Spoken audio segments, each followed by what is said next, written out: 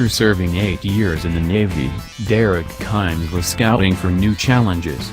But little did he know that a day would come where he would custom build and custom engineer a motorcycle that would go on to win top honors at the Forged Invitational Show at the Jekyll Island. It wasn't any other motorcycle, but his own 1982 black Yamaha XJ750 Maxim re-engineered to replicate the 1984 XJ750R 0U28 race bike that participated over in Japan in the 1984 Suzuka 8 Hours, both in terms of design and performance.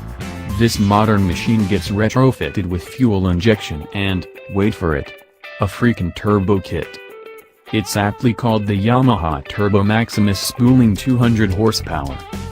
Built with the help of his colleagues at Fuller Moto, a custom shop run by Brian Fuller, the Turbo Maximus is an exercise not only from a fabrication standpoint but from an engineering approach as well. And who would believe that this is Derek's first ever custom build?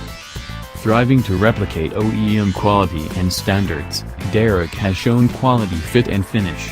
Starting with the installation of the 2003 Suzuki GSX-R 600 throttle body's carb-FI kit successfully, unlike many who have tried and failed. Miles of wiring and harnesses neatly tucked hidden from any eyes going all across the MS3 PRO ECU, EGT sensors, can bust to an AIM MXS dash. The engine was totally swapped with its bigger brother's 1983 XJ900 900cc mill and has been fully rebuilt by renowned NASCAR engine builder Jordan Hersey of Atlanta. Multiple modifications on this takes the power rating all the way up to 200 horsepower. It includes 9-to-1 custom forged pistons from G Pistons, FZ750 camshafts, titanium race valve springs, custom lockout clutch, MRZ remote oil filter, stainless fuel filters, custom aluminum intake air box and more. The most challenging aspect was the turbo kit that needed to be assembled as tight and integrated into the bike as possible. Derek says, "I wanted it to look like the bike was designed originally to be turbocharged."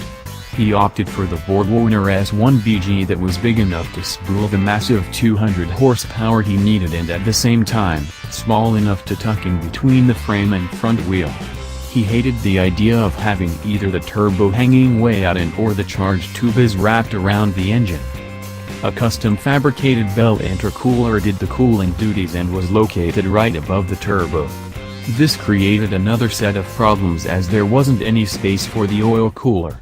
After scratching his head for multiple days, Derek finally got it right by routing the oil lines underneath the bike to the rear, where he relocated the Earl's 25-row oil cooler just in front of the rear wheel. The frame was modded and straightened for precise alignment and was powder-coated. The bike even replicates the white-red-blue paint job from the '84 XJ750R with the engine painted in satin black and wheels in white. Rubber is from Metzeler Racetech RRK2 compound, having the rear wheel borrowed from an XJ900S with an FZ1 rear caliper and FZR1000 brake rotor. CRG race clutch and brake controls made from billet aluminum have a precise feel. The foot controls see Suzuki GSX-R 600 sets. Thanks for watching.